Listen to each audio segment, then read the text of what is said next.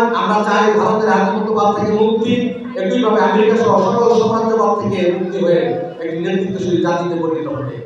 শিক্ষিকা মণ্ডলী এবং আমার প্রাণপ্রিয় ছাত্রছাত্রীবৃন্দ, আসসালামু আলাইকুম।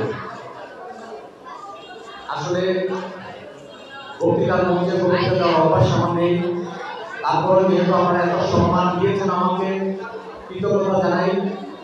যার ফলে কৃতজ্ঞতা আসলেই এই প্রাণ থেকে আসে, মন থেকে আসে স্যারের প্রতি এবং অন্যান্য যারা আয়োজক কিন্তু তাদের প্রতি কৃতজ্ঞতা জানাই আজকে এই মঞ্চে দাঁড়িয়ে কিছু কথা বলার সুযোগ দেওয়ার জন্য। গত 5ই আমি জাবির ইব্রাহিমের বাবা, গত 5ই আগস্ট বিকেল 4:42 আমার ছেলে গুলিবিদ্ধ হয়। আপনাদের যদি দেখাতে চাই এই গুলিবিদ্ধর ছবি।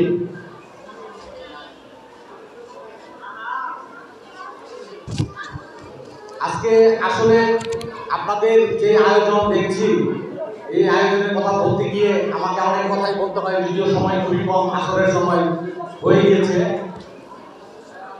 আমি শান্তা মরিয়াম ইউনিভার্সিটি কলেজে গিয়েছিলাম কথা বলার জন্যে।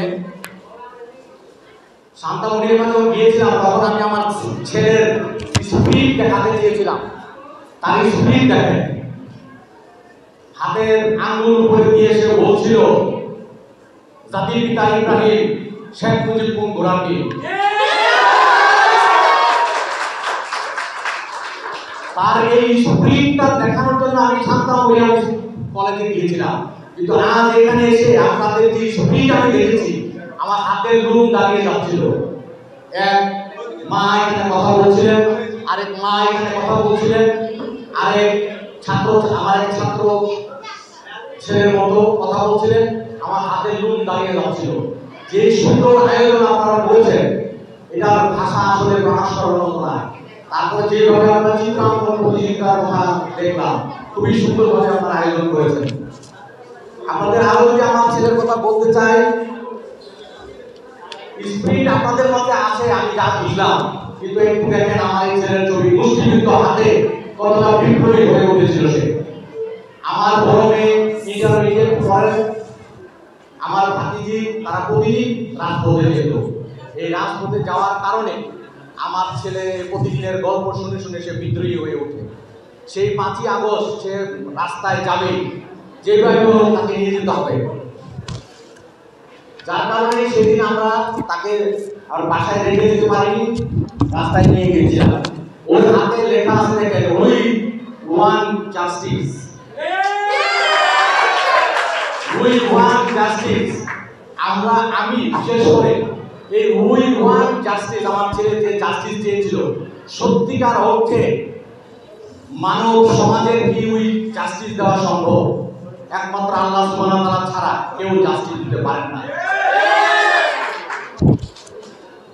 আমি আসলে বক্তৃতা দিতে জানি না, তারপর আপনাদের জন্য কিছু কথা আমি লিখে নিয়ে এসেছি।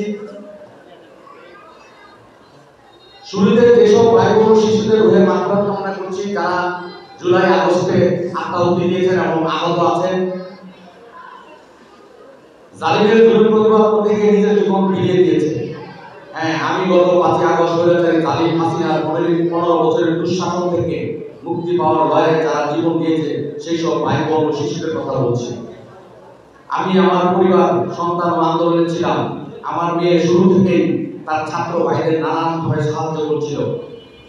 তার ধারাবাহিকতায় 5ই আগস্ট চূড়ান্ত আহ্বানে যখন আমরা পুরো পরিবার গণভবনের দিকে যাওয়ার পথে জসীমউদ্দিনপুরের কাছে ফ্যাসিস্ট হাসিনার একদল পুলিশ গুলি করতে করতে আমাদের দিকে আসছিল, ওই সময় আমার ছোট্ট জাবির ইব্রাহিমের পায়ে গুলি করে ওই মুহূর্তে জাবির ইব্রাহিমের হাতে লেখা ছিল উই ওয়ান্ট জাস্টিস।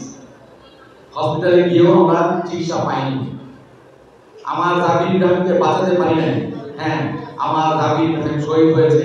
এই ইসলামের স্পিরিট ছিল আমাদের মোটিভেশন। আমরা কি চেয়েছিলাম? আমরা চেয়েছিলাম ফ্যাসিজম মুক্ত রাষ্ট্র, আমরা চেয়েছিলাম জাস্টিস, আমরা চেয়েছিলাম বৈষম্যহীন সমাজ, আমরা চেয়েছিলাম নেতৃত্বশীল একটি জাতি। এটি ছিল এই আন্দোলনের স্পিরিট। কিন্তু আমরা দেখতে পাচ্ছি ফ্যাসিস্ট হাসিনা পতনের পরেও ফ্যাসিস্ট শক্তি এবং তাদের আশ্রয়দাতা ভারত 5ই আগস্টের পর থেকেই নানানভাবে ষড়যন্ত্রে লিপ্ত। আমরা সর্বশেষ দেখতে পেলাম ভারতের হিন্দুত্ববাদী শক্তি আগরতলায় বাংলাদেশের সহকারী হাইকমিশনে হামলা করেছে। একইভাবে ভারতের মদতপুষ্ট সন্ত্রাসী ইসকন কর্তৃক আমাদের ভাই সাইফুল আলীমকে হত্যা করেছে। এই ফ্যাসিস্ট হাসিনার প্রভু ভারতের ষড়যন্ত্র এটা নতুন বা বিচ্ছিন্ন ঘটনা নয়। আমি দেখেছি কিভাবে 2009 সালে এই ভারতের সহযোগিতায় আমাদের 57 জন মেধাবী দেশপ্রেমিক সাহসী আর্মি অফিসারকে পিলখানায় হত্যা করেছে। একইভাবে সীমান্তে ফেরানিকে হত্যা করে কাটার তারে ঝুলিয়ে রেখেছিল। এমনকি পানি আগ্রাসনের ভয়াবহতা প্রতিনিয়ত দেখে যাচ্ছি। আমরাও এও জানি জুলাই 24-এর ছাত্র জনতার উপর গুলির ঘটনার পিছনেও ভারতের রয়ের সহযোগিতা ছিল। ভারতের মুসলিমদের প্রতি হত্যা, নির্যাতন, বাবরি মসজিদ ভাঙার ঘটনা আমরা সবাই জানি। এই ভারত মূলত অবৈধ ইহুদি রাষ্ট্রের মতো মুসলিমদের বিরুদ্ধে সর্বদা শত্রুতায় লিপ্ত। একইভাবে ভারত হচ্ছে এই অঞ্চলের সাম্রাজ্যবাদী আমেরিকার কৌশলগত মিত্র এবং কোয়াডের সদস্য, এবং আমেরিকা হচ্ছে অবৈধ ইহুদি রাষ্ট্রের মদতদাতা, এবং ভারত হচ্ছে ইহুদি গোষ্ঠীর গণহত্যার সহযোগী। সুতরাং আর এই নেতৃত্বশীল জাতি হইতে নেতৃত্ব দিবে আমাদের সন্তানেরা, যারা দেখিয়ে গিয়েছে কিভাবে দানব ফ্যাসিস্ট থেকে জাতিকে মুক্ত করতে হয়। সুতরাং সুন্দর সমাজ রাষ্ট্র বিনির্মাণে তোমরা তৈরি হও, এই দেশ ও জাতি তোমাদের জন্য অপেক্ষা করছে। আসসালামু আলাইকুম।